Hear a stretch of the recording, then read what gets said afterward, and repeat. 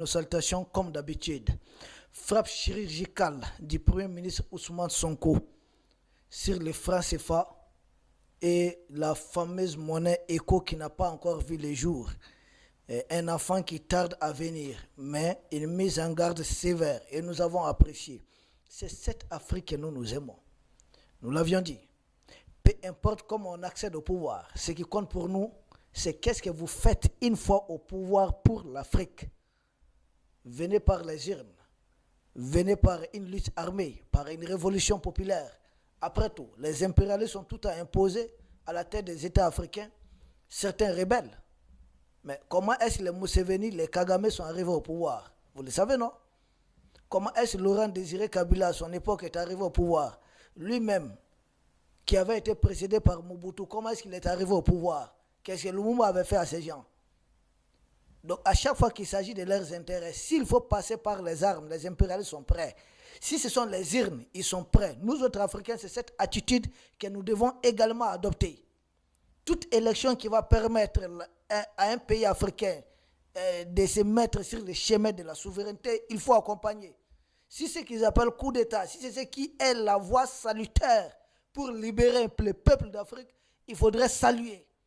Mais les États-Unis, George Washington, ce n'est pas par les armes qu'il a contribué. Et d'ailleurs, de cette perte d'indépendance des États-Unis, 6 ont été présidents. Mais pourquoi vouloir faire endormir les Africains avec des concepts creux qui n'ont souvent pas de sens? Nous soutenons tout coup d'État qui vise à libérer un peuple d'Afrique. Nous condamnons tout coup d'État qui vise à maintenir un peuple d'Afrique sous les joues des impérialistes. Nous soutenons toute élection qui apporte salut à l'Afrique. Et nous rejetons toute élection qui permet d'installer au pouvoir une marionnette des impérialistes qui va travailler contre les intérêts des peuples d'Afrique. Premier ministre Ousmane Sonko, recevez nos salutations. Il a frappé fort sur le franc CFA et sur surtout ce qu'on appelle l'éco. J'ai noté 3 des citations clés. La frappe chirurgicale a eu lieu le 17 décembre 2025. Première frappe sur le franc CFA. Son Excellence le Premier ministre Ousmane Sonko dit « Le franc CFA est un instrument de contrôle, un outil conçu pour prolonger, sous couvert de coopération, la tutelle et la dépendance. » Nous sommes en 2025. Une monnaie que la jeune française qui a été sauvée lors de la Deuxième Guerre mondiale par les Africains, récompenser les Africains son ingratitude, c'est de concevoir une monnaie, la même chose que les Allemands avaient fait à ce qu'ils ont appelé la France occupée, qui avait pour capitale Vichy. Même chose, ce que les Allemands les ont fait subir, ils nous font la même chose avec une monnaie coloniale pour contrôler nos économies. Indépendance 1960, tous ceux qui veulent quitter cette monnaie, les Sylvianis Olympio et autres chefs d'État ont été tout simplement éliminés. Mais c'est quoi cette histoire? Et la Guinée qui les défie, qui tape sa monnaie, c'est l'opération Persil. Opération Persil, la Guinée a été inondée de faux billets pour saboter la monnaie guinéenne, provoquer l'inflation. C'est quel genre de comportement? C'est dommage. Donc, le PM Ousmane Sonko a dit que le franc CFA est un instrument de contrôle, un outil conçu pour prolonger sous couvert de coopération. Ce n'est pas une coopération. La tutelle et la dépendance, c'est tout à fait vrai. Et d'ailleurs, on va parler les pays de l'AES. C'est là où vraiment on se retrouve. Venant d'Ousmane Sonko, si Diomafa avait dit, moi je vais continuer mon chemin. Une deuxième frappe du Premier ministre Ousmane Sonko, il dit, aucune unité n'est possible sans souveraineté économique. Et aucune souveraineté économique n'est possible sans souveraineté monétaire. Qui ne veut pas comprendre quoi? Tout est clair.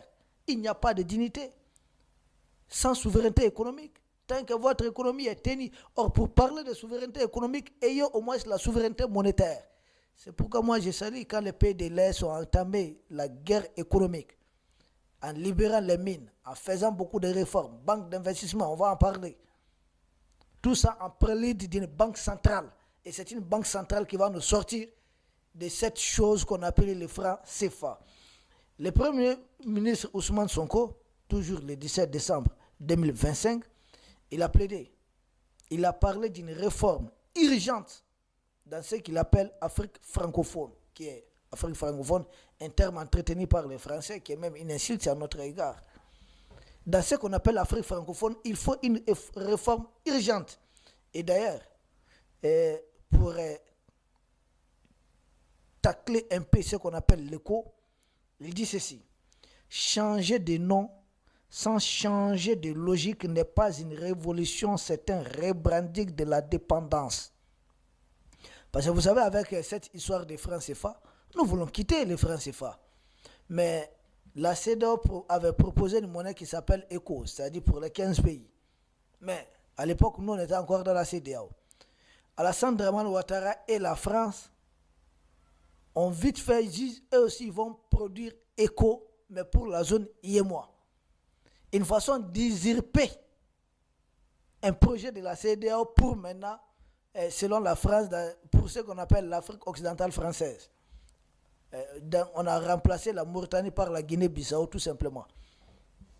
La Mauritanie a sa monnaie. La France, pour la France, l'Afrique subsaharienne, l'Afrique des Noirs, ne mérite pas une souveraineté économique, une souveraineté monétaire.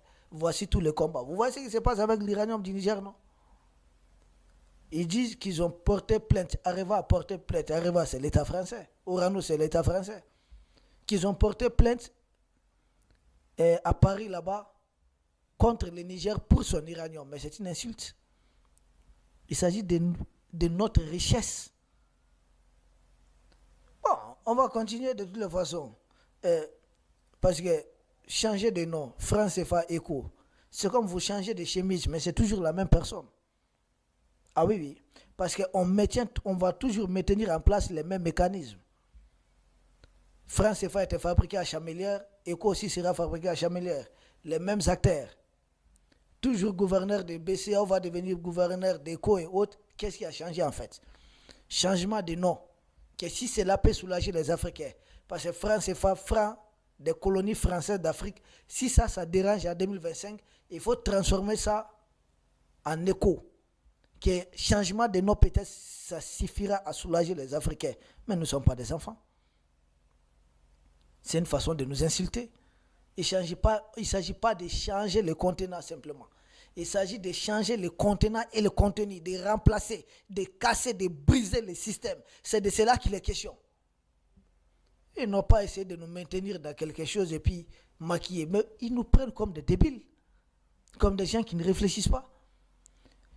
À quoi sert bon de changer de nom pour garder les mêmes mécanismes, garder les mêmes acteurs, garder la même logique monétaire?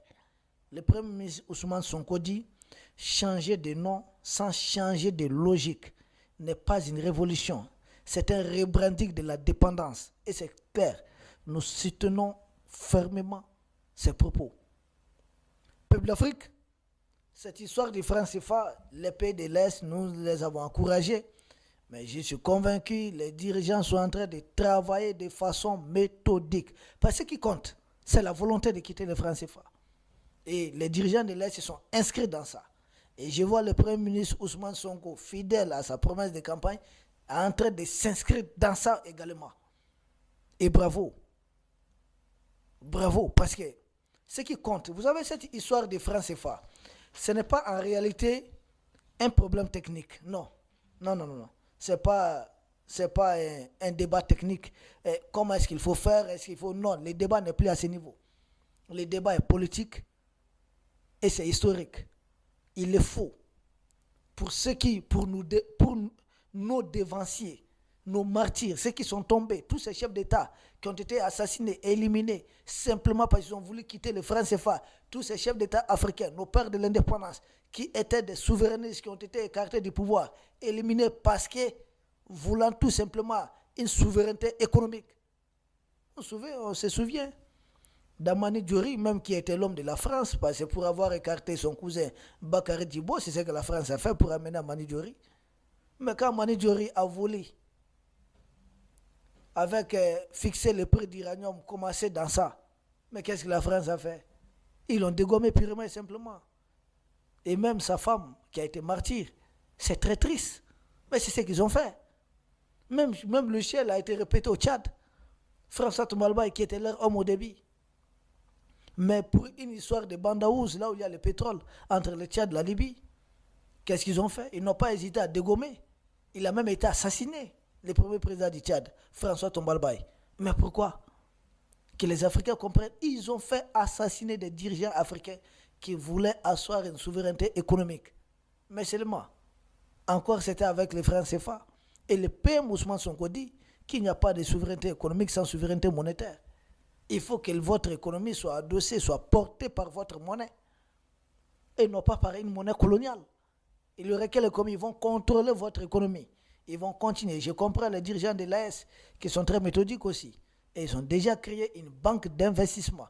Et c'est là que j'ai vu la CEDEAO lors de sa dernière session essayer d'accepter de réadmettre les pays de l'AS dans la banque d'investissement de la CEDEAO. J'ai dit, mais c'est vous qui avez mis, vous avez suspendu le Mali ou le Burkina, vous nous avez enlevé de ça. Et maintenant, parce qu'ils ont compris que les pays de l'Est sont en train de matérialiser leur banque d'investissement avec un fonds de plus de 500 milliards de francs CFA. Et cette banque d'investissement, c'est prélude à ce qu'on appelle une banque centrale, parce que c'est une banque centrale qui va émettre la monnaie de l'AS. Le Sénégal va-t-il se joindre? On ne sait pas. Pour nous, il ne s'agit pas de se joindre facilement à la monnaie AS, mais il faut quitter les francs CFA. Tout pays africain doit travailler, doit œuvrer à quitter cette monnaie. Donc il dit, stabilité, quelle stabilité? La France même n'est pas stable. C'est une monnaie coloniale qu'elle fait entretenir, vous parlez de stabilité. Si cette stabilité-là, il y a 20 ans de cela, là, les sacs d'Iris c'était à combien peut-être? Peut-être c'était à 10 000 francs dans l'espace, mois et autres. Et on se retrouve aujourd'hui à combien? À plus de double. En quoi c'est stable? En quoi c'est stable? Les prix ne cessent d'augmenter d'année en année, c'est une inflation. On est en train de marrer, de tromper, de berner les gens. C'est un faux débat. Donc le débat sur les francs CFA n'est plus un débat technique. La faisabilité, ça, elle est là. Mais c'est un débat politique. Il s'agit de décisions politiques. Il faut avoir un courage politique. Et c'est historique. Il faut le faire pour ceux qui vous viendront, pour nous et surtout ceux qui viendront après nous. Et je vous dis, la souveraineté économique est une condition non négociable de la dignité africaine. Et la fin du franc CFA n'est pas une utopie, mais bel et bien une nécessité. Quitter le franc CFA, c'est une nécessité, ce n'est pas une utopie. Et la souveraineté économique n'est pas négociée. Nous sommes en 2025, on ne va pas tergiverser là-dessus si nous voulons réellement atteindre, parvenir à ce qu'on appelle la dignité africaine.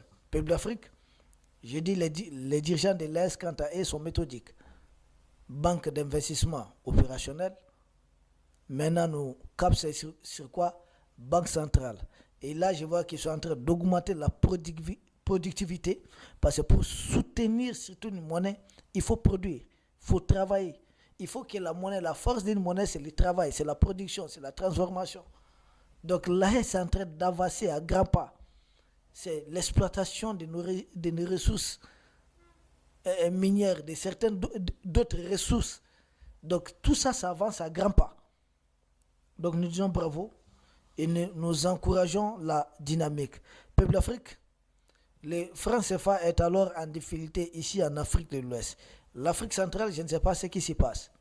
Peut-être les gens sont à l'aise, les gens sont contents là-bas. Peut-être certains de nos frères même applaudissent le franc CFA. Ici, nous ne sommes plus à ce niveau. Il faut quitter, il faut tourner la page du franc CFA. Il faut passer à autre chose.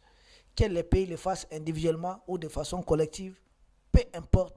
Ce qui compte, c'est de rompre, c'est de mettre fin à cette monnaie coloniale.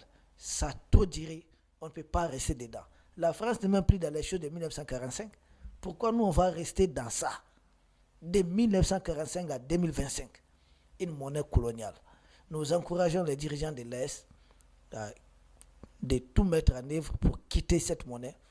Et nous encourageons également le Premier ministre Ousmane Sonko, transmettez nos salutations les plus sincères au président et aux camarades Ousmane Sonko pour sa combativité. Nous suivons les choses de très près. Nous savons ce que Macky Sall et la France ont entrepris pour l'empêcher d'accéder à la magistrature suprême. Ils ne peuvent pas empêcher ce que Dieu a déjà décidé. Non. Laissons le temps au temps. Peuple d'Afrique, nous vous remercions.